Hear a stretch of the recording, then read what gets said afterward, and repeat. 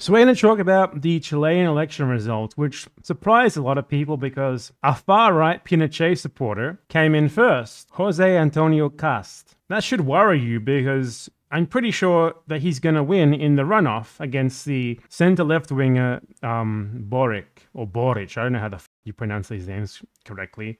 He shouldn't have a Balkans name if you wanted me to pronounce it correctly. So let's take a look at the results. On Wikipedia, of course, because all I know how to do is use Wikipedia. So you have Cast in first place with almost 28%. Make it bigger so that you Sims can see. We have Boric in second place with almost 26. And then a bunch of other random guys. This guy's fucking hilarious. Like, this guy, Franco Parisi, came in second place and got almost 1 million votes. When he's in the USA right now and he cannot return to Chile because he doesn't want to pay his wife alimony, his ex-wife alimony for a divorce. So he ran a campaign on the internet from the USA and came in third as like a, I guess, sort of right-winger. I guess like liberalish right, rather neoliberal right more than far right like Cast. So that's kind of funny. And this is also very interesting because it doesn't really align very much with what you would have expected because in the plebiscite for the constitution, the new constitution, almost 80% voted yes, and that is an explicit rejection of Pinochet, the Pinochet right-wing constitution. Yet somehow, about like what? Well, I guess his vote roughly coincides. You know, it has a little bit more than the people who voted against it. So that's kind of interesting. But still, he did win votes from people. He definitely won votes from people who voted for the new constitution. And overall, the right won more votes than the left. So we're going to try to predict how the runoff might go based off adding up all of these percentages. So we have Franco Parisi, who is... how the fuck do you even tell what he's? He's like a social liberal. This is how he describes himself, which is like sort of neoliberal, like, I guess, Merkel sort of guy. We have this guy, who is a right-winger, formerly from the Piñera government. We have this woman, who is, I believe she's part of like a center-left party. What's the party? New Social Pact. Sounds pretty fucking center-left neolib to me. Yeah, mostly like social democrats. So I would guess that most of her voters will go for Boric because he's very sock-dem as well. Aggressive Party, well, that's sort of self-explanatory. And Patriotic Union, well, that's a right-wing party if I've ever seen one. Oh no, it's a communist party. Well, interesting name. But okay, let's add them all up, right? So let's do some basic calculations. Let's assume in the second round, how many votes will the right-winger get? So he got, let's say that every single voter that voted for him in the first round is going to vote for him in the second round. Now, for Parisi, I don't know. I would guess that like, because he's like a social liberal, probably like 60% of his voters will go for the right-winger when faced with an actual sock-dem because they're just so reactionary. So what's 60% of 12.8?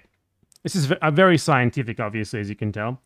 So that's 7.68% of his voters go there. This guy, the Sichel, who is from Piñera's coalition, pretty much all of his voters are going to be going to Cast because he's a fascist and Piñera is a fascist. We're already at 48.38. Now, all the rest of the parties here are left-wing, or at least like, you know, social democratish. So, if we were to say here that this is accurate, then I guess there's like a win by about 3.5% in the second round for the left. Assuming that I'm correct here in how Parisi's voters go, but I'm guessing that Parisi might be more right than I think he is. So, you know, if I'm incorrect about that and we instead add all of Parisi's voters to the right, the result is very different.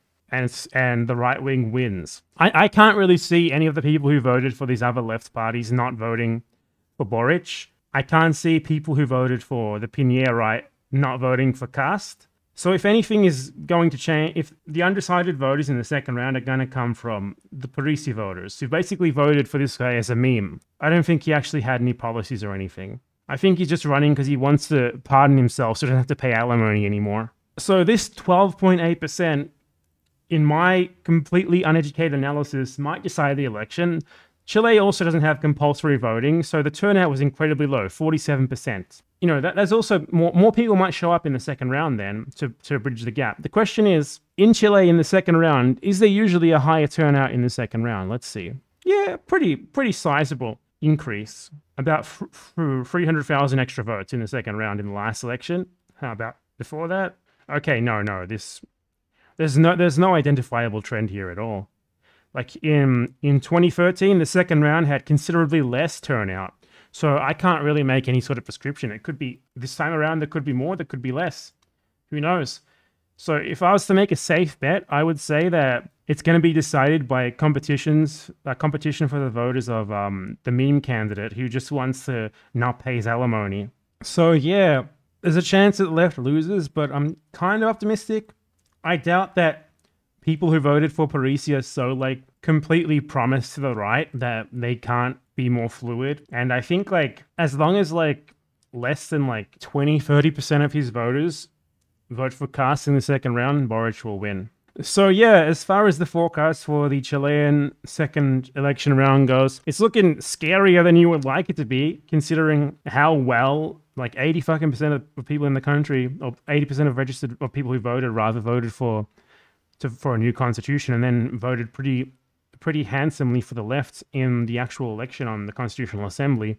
Yet somehow we have literal Pinochetites competing in the second round. It's kind of similar to Peru, except Boric is far less radical than Castillo, and he's also not brown. That will hopefully make him appeal more to the fucking racist shitheads who...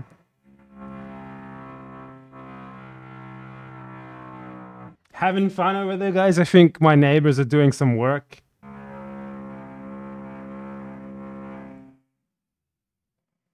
Mossad tunneling into my house. I think Boric is pretty easily able to present himself as sort of like palatable to your average neoliberal moron, because he's a white guy who isn't that radical. So I'm pretty sure he should be able to win votes from the more liberal centrists or apolitical idiots who voted for Mr. Doesn't Want to Pay Alimony. So overall, I think I would forecast a narrow, like 51-52% win, maybe slightly less for Boric, and I hope I'm correct. But it is possible that I'm incorrect and Parisi's voters are more fascist than I think they are. So there's your Bad Empanada official informant on the Chilean election and what I think will happen in the second round in December. What's the date? So you guys know when to be tuned in on your internet. The second round is on the 19th of December. So yeah, look out for the new president of Chile. Will we have Pinochet number 2, or will we have basically Bachelet number 2? Let's find out.